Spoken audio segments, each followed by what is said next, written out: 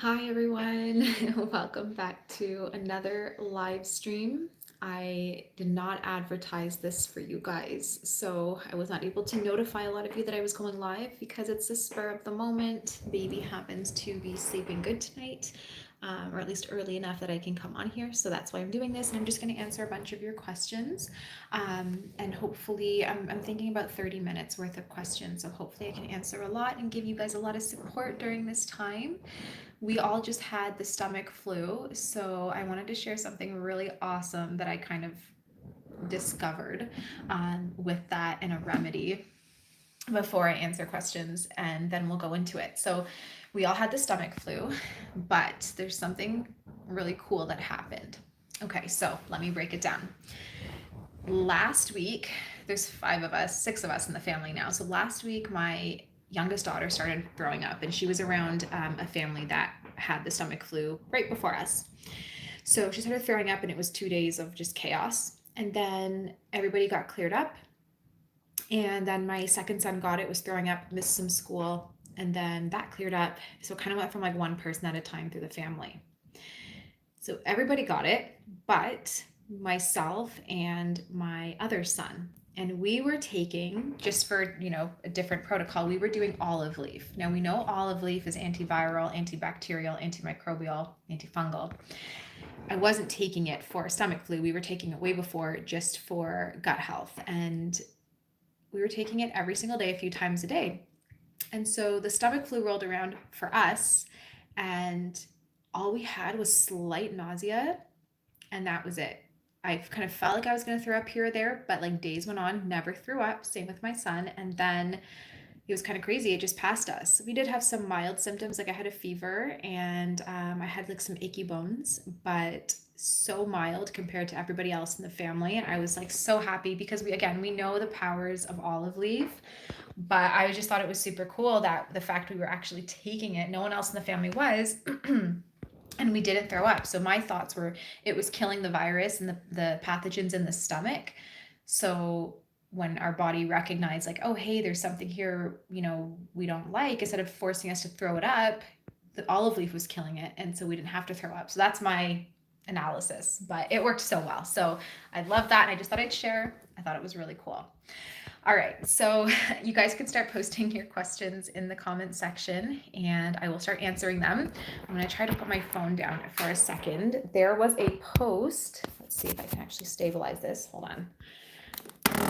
Okay, so there was a post that I had just released on Instagram, and I went over hold on, I'm trying to stabilize. Okay, I went over on Instagram 5 that go in depth on how and why they are just as powerful as antibiotics and antifungals. So check out, I will link my Instagram at the end of this video. It's Holistic Homeopath with WH for holistic. It is such a good post because it's something I think everyone should just screenshot and have on hand for when you might need it. I talk about antibiotic resistant pathogens that a lot of people are contracting lately. A good friend of mine just got MRSA, which is like an antibiotic resistant staph infection. It's life threatening and a lot of people die from it. And she has been battling this for over a month and it's quite severe. And we're actually not sure what they're doing next for her. And there's more of these resistant bacteria coming about. And so I'm just wearing this, like, it's my old paint hoodie. Getting some work done around the house today. But anyway, so I posted that. An extension of that post, I've shared 10 natural antibiotics, which is kind of like an extension of that post on my membership platform, holisticspring.org, O-R-G. I will link that in the description as well once I share this video. In the membership platform, on that blog post, I included the 5 that were on Instagram plus another 5, and I went into so much more detail on specifically what I use them for clients. So if somebody comes to me and they have a candida infection or they have a bacterial or a viral infection, I use different remedies. So I kind of broke it down, or parasitic infection, I broke down those 10 antibiotics, what they're used for, at least in my practice, and lots of research to back it up as well. So definitely check that out. holisticspring.org, just really quick, guys. It is my membership platform where I post 100% exclusive content I do not share anywhere else that goes so much more in depth on so many health issues. I have tons of protocols on there that you access all in that membership platform, and it's only exclusive to members, and it's uncensored. So not like YouTube here where I have to be really careful what I say so I don't get banned. There, it's all uncensored, really incredible content for autoimmune and every other health condition you can think of. There's protocols, there's tons of free ebooks that you can download, there's videos, there's a chat room, we have a forum section. I do private live videos there where I will answer questions in depth, one-on-one. So many amazing resources there, and you guys can access that. You can cancel the subscription at any time. It's super, super affordable. So it's like you're getting access to a nutritionist and homeopathic practitioner for $11.99 a month. It's super, super cheap. And again, there's no hassle cancellations or anything like that. So I would definitely recommend you check it out if you're looking for more help from me, but are not ready to commit to doing consultations with me. Again, so much incredible education and resources there that I have not shared anywhere, and I post a lot of content there. All right, so let's start answering the questions if there are any. Okay, sorry, I'm just trying to stabilize this phone because it keeps slipping. Okay, can you please tell me when to go to get your protocol you recommend for balancing hormones and shrinking fibroids? Anna, I'm not sure what you're asking. Are you asking when you should purchase the protocol or when should you start it? I'm not quite sure the question. I have an ebook guide that I've made. It's like 160 pages. It's massive. And it goes through all the main female health imbalances, where they're coming from, and then a protocol for each. So I'm not sure if you're talking about that or something else. Maybe if you can clarify a little bit more, I can answer that better. My partner is constantly bloated. We try to eat gluten and grain-free most of the time. Awesome. He takes hydrochloric acid and, hydrochloric acid and enzymes. If there's some killing that needs to happen, where do we begin? Okay, so if you are constantly bloated, here, let's turn this, there. So if you are constantly bloated, right away, obviously you want to be thinking about pathogens. So there's actually a few things that happen when there's bloating, but very quickly, when we eat a meal, if it's not being fully properly broken down by the stomach, so if there's protein or whatever in the meal and your stomach's not fully breaking it down, if you don't have enough stomach acid, even sometimes if you're supplementing with HCl, it might not be enough, but you break down that food normally and it's like a puree that goes into the colon. But if your stomach is not breaking it down enough, it's going to kind of be food chunks entering the colon. So that means food's going to have to sit in the colon for way longer than it should as your body tries to digest it. While it's sitting there, the pathogens that we have come in and they'll feed off of it and ferment the food. And during that fermentation process, gas is produced, which causes gas and bloating. And so this is also then creating a fuel source for the pathogens that are there, which means the pathogens that are there are going to multiply now that they're being fed. So it kind of is like this combination of digestive insufficiency as well as pathogenic overgrowth. If your liver is congested and burdened, your liver won't be releasing enough pancreatic enzymes into the intestine to release for your pancreas to release the enzymes once you digest your meal from the stomach and it moves into the small intestine. And also, if your liver is congested, it's not going to release enough bile to the gallbladder. So when the food leaves your stomach and goes into the duodenum right before it hits the small intestine, if you don't have enough bile to kind of go into there and help further break down that food, you're going to have a difficult digestion as well. So all of this creates bad digestion and then allows pathogens to feed off of it. So where do you begin? I always say we rid, repair, replace.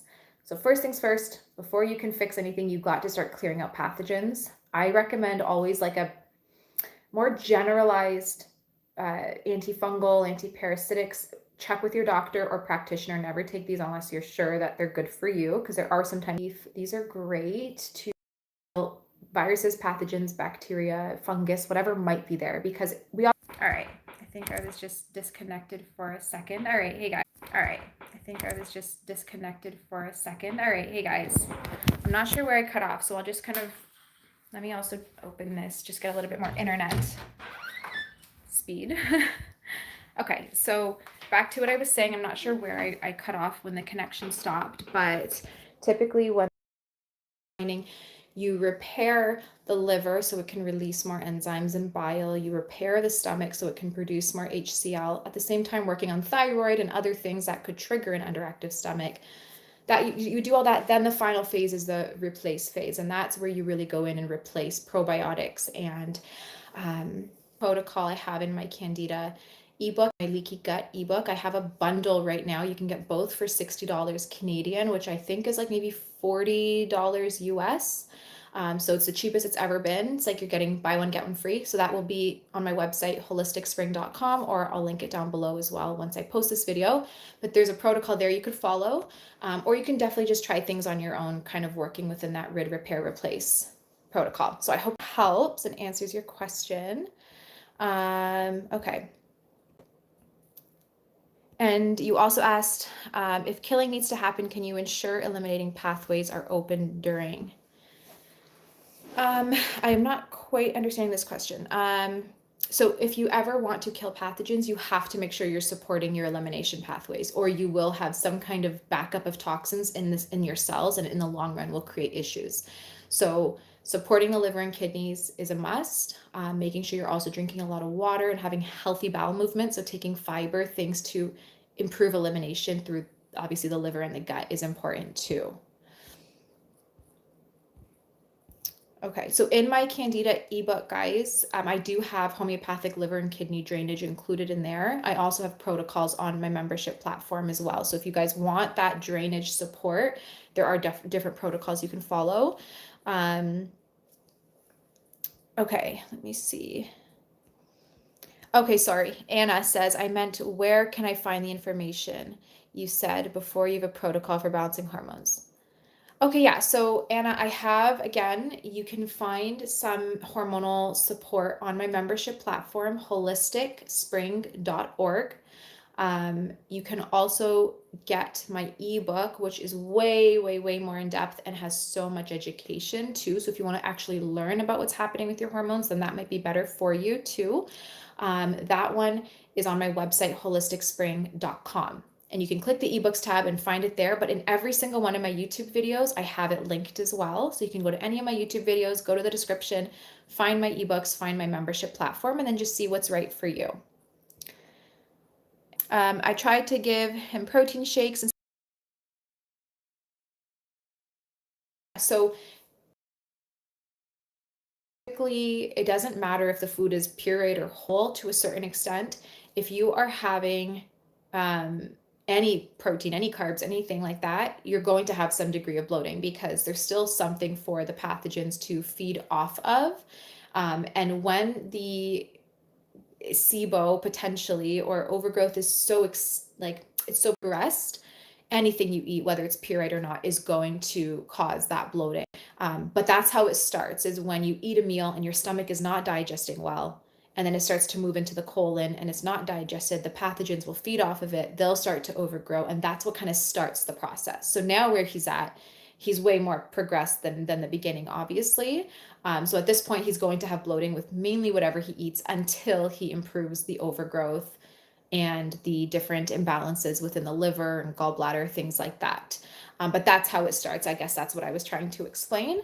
Some things that I would recommend doing would be making sure that things are warm, so nothing cold, period, nothing raw. So any veggies he has have to be steamed or roasted. Anything he eats needs to be warm. Drinks cannot be cold, not even room temp. They should be warm. Herbal teas, anything warm, those do help improve a little bit, and that might help him with some bloating too. What do I suggest for heartburn and GERD?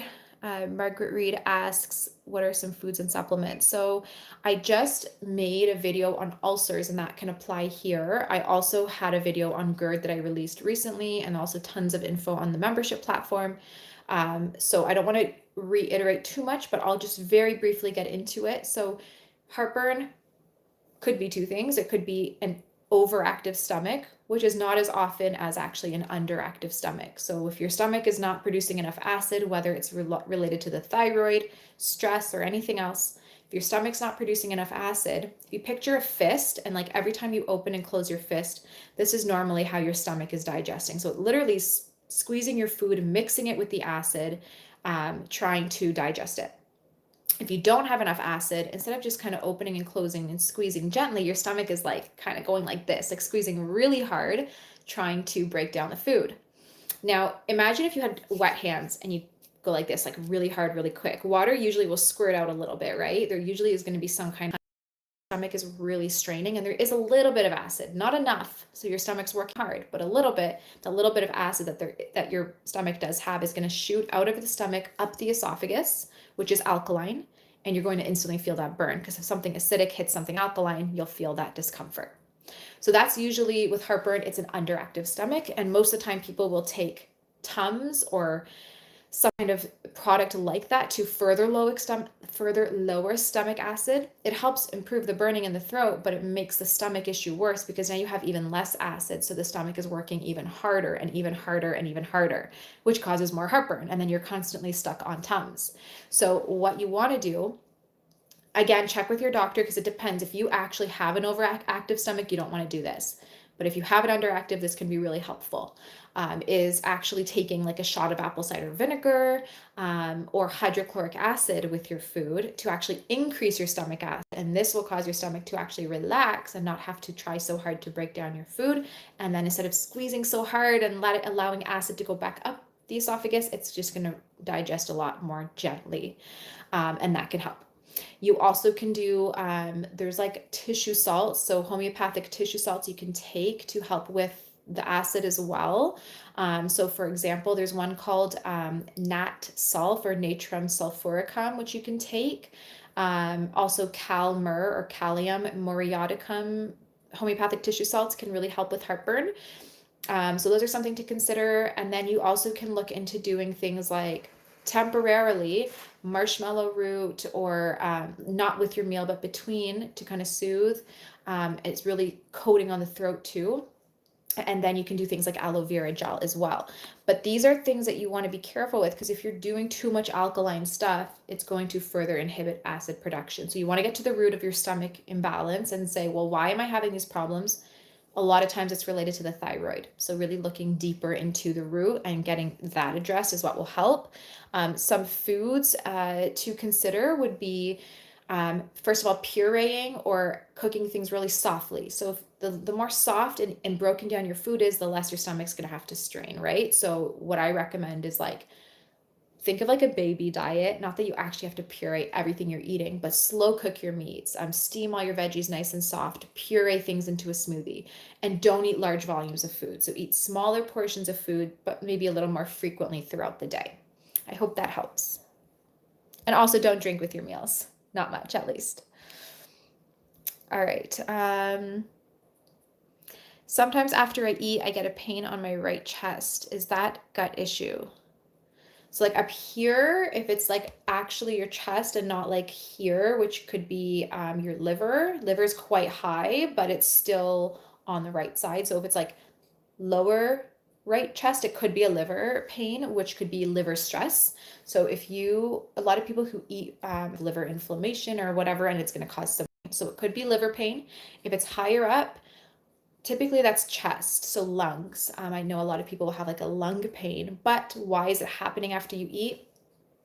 There shouldn't be lung pain after you're eating. What I can think maybe you'd have to obviously check with your doctor because I can't diagnose, but typically when you're eating something and you're sensitive to it, maybe if it's a high histamine food or an inflammatory food, you might have some kind of like histamine reaction. And if you have prior any kind of lung symptom, maybe if you had asthma or chronic bronchitis, or if you were a smoker, or if you work in an environment that has a lot of dust or some kind of chemical. So if your lungs are somehow inflamed already, and then you have histamine in your food or something you're sensitive to, and it creates more inflammation, it could target the lungs and you could get a lung pain. But yeah, typically it just really depends where the pain is, and there's a lot more to it. Obviously, again, I can't diagnose, but that's just kind of where my mind goes, is maybe if it truly is a pain in your lungs, it might be related to something you're eating that's creating inflammation. So I'm not sure if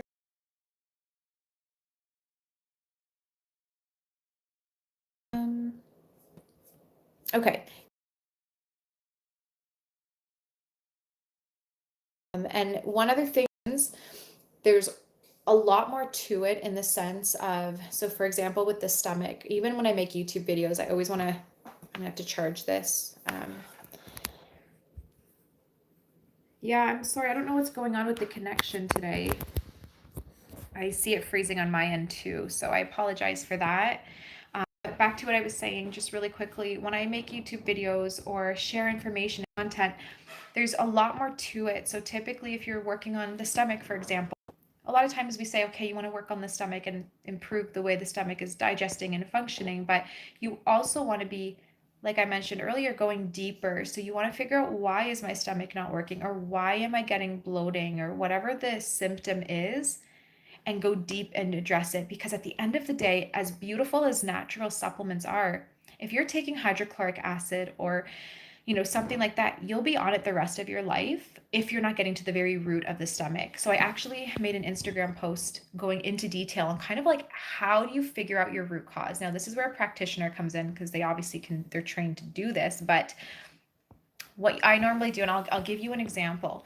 So say you were dealing with bloating, okay, chronic bloating. How do we figure out what our true root cause is? Because I can tell you it's not an underactive stomach. It's not even dysbiosis or candida overgrowth or anything like that. So why are we having an underactive stomach? Why are we having candida? Why are we having pathogens? These are things that are aggravating and exacerbating the imbalance or the symptoms that you have, but it's not the root. So you want to go deeper than that. So let's start with, why is my stomach not producing enough acid? Or why is my liver and pancreas not producing enough enzymes? Because there's probably liver congestion. Why is there liver congestion? Because there's toxicity in the body. Well, why is there toxicity in the body? You keep going like that. Same thing as, why do we have pathogens?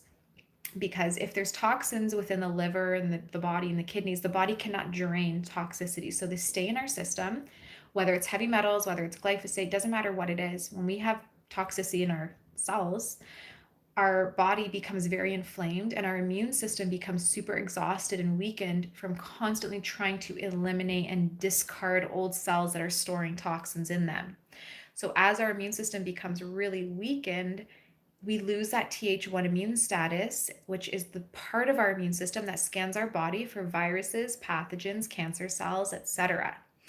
If we are not able to scan our body for, say, pathogens, then they're going to just overgrow and have a party in our system, and there's no one to stop them. So that's how we can get overgrowth. So overgrowth is something that's happening down the line from deeper imbalances, and it creates more symptoms, but it's not the true root cause.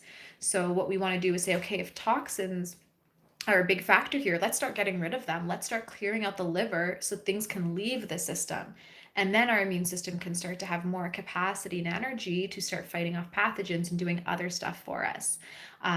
Somebody actually messaged me, a potential client. I haven't worked with her yet, but she messaged me a week ago, and she was saying to me, I've been following all your videos and they're really helpful, but I've tried things on my own and it's not enough, and I want to work with you. And I asked her, like, what are your main health concerns? And she said, this, that, and the other. She had a bunch of things, but one thing that stood out to me was, she said, all of a sudden, over the past 6-7 months, I had all these health issues, but just the past 6-7 months, I started getting a crazy amount of new moles forming.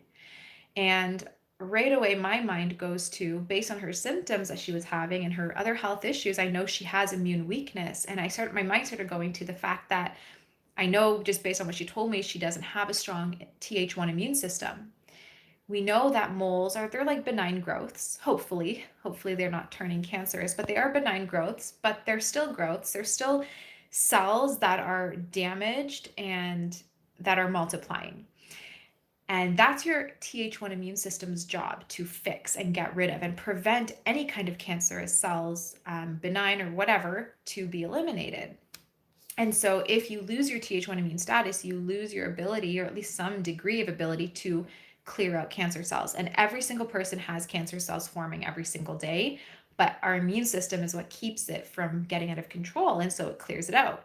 So when she was like, all of a sudden these moles are just forming like crazy, right away I'm like, okay, we need to support your Th1 immune system to slow down and prevent these cancerous cell growths, even if they're benign. And also there's a huge viral component too. I know I'm going on a tangent here, so I'm almost done, but we know viruses are what can trigger, moles and things like that. But if the virus is triggering it, it's because the immune system is not killing the virus, because the immune system is too weakened from toxins and other stressors, whether it's stress or bad food or whatever else, environmental toxins or something that's weakening our immune system and it's not doing its job. So anyway, I just want to kind of explain that a little bit because it's something you can take hydrochloric acid, you can take enzymes, you can even take antifungals to kill the pathogens, but you're still going to have long-term problems if you're not even going deeper than that and really thinking to yourself, why am I here? What's going on in the system? And that's really where you will get those lasting results where you can, stop taking supplements, stop taking enzymes, and you still can feel good. I hope that helps. I hope that explains some things, guys. Thank you so much for joining tonight. I love answering your questions, and I do try to do these as often as I can. It's been hard with a new baby, but I'm slowly getting back into the rhythm and routine of everything. So I'm hoping that my channel will be alive again. I'll be more present on it soon, and as we go through the next few months. But thank you all for sticking around and for all your support. And watching all my content and your likes, your comments, your shares. I really appreciate all of it. I hope you guys have a beautiful night and a beautiful upcoming weekend, and I'll talk to you soon.